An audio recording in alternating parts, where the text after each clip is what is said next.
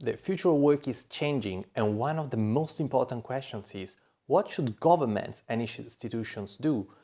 So I wrote an article a couple of months ago stating how it is fundamental that governments make laws that allow work to be more fluid, which means easier to hire people, easier to have people that have multiple jobs, that have more liquid organizations, and this is not yet happening.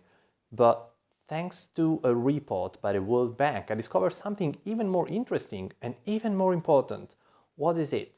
So the vast majority of the population, or a big majority of the population in the developing world, is in informal jobs. What does it mean? It means that it's not an official job. It's not something that is regulated by contracts or by some agreements, or is not even protected by any laws or by any policies. What does it imply? Why is it important for us as a whole, as a society? Well, the point is that when people are in informal jobs, most of the time, first of all, is not by their own choice, is because they have no other choice. This is a, we can say, humanitarian problem and not an economical problem, or as not necessarily linked to the future of work. But when people are in informal jobs, they have less stability. Less stability means that they can spend less, invest less, contribute less to a lot of different things, to the family, to their community, to the taxes, to the social services, and to society as a whole. And this is a problem of the whole society. So it's not a problem just of the individual. So what should governments do? Well, first of all, they should allow people to get into formal jobs.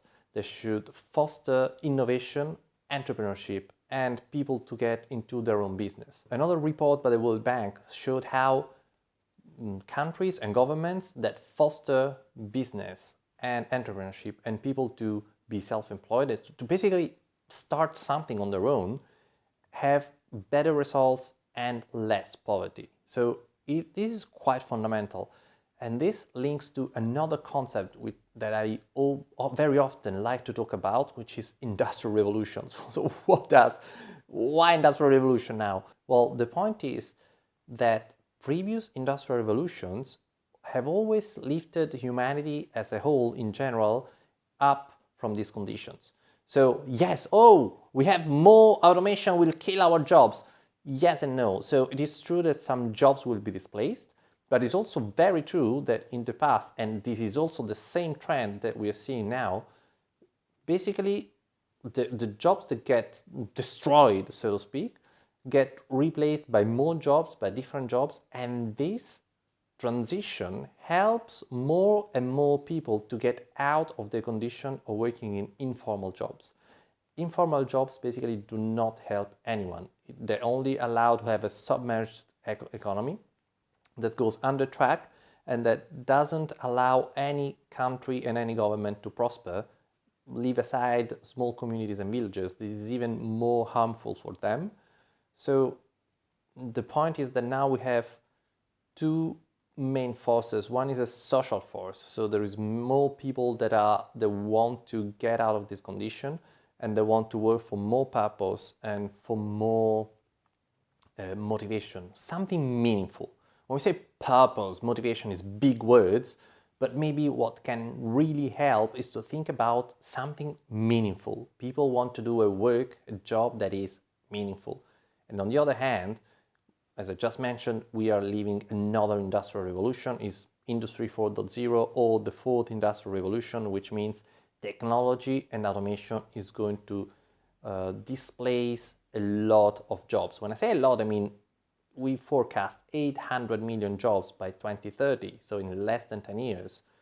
So we have this huge wave of automation, and we have this great impulse from a social point of view to fix this condition. So governments at this stage should really allow people to be more flexible, to empower companies to have a more flexible way of hiring different workers. So a company should be able to hire 2 or 3 workers without having a burden for each of the person they hire. Because if they need to hire 3 people for working 3 hours each, what do they do? They would just hire one person to work 9 hours, wouldn't they?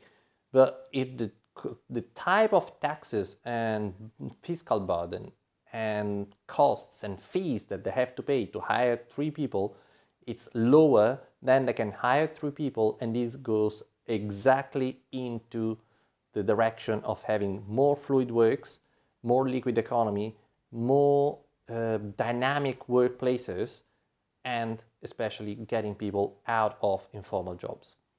I hope you liked it. This is it's a bit convoluted kind of content, but I hope you like the message. If it's not clear, please send me a message or feel free to discuss. And in the meantime, stay strong and stay effective.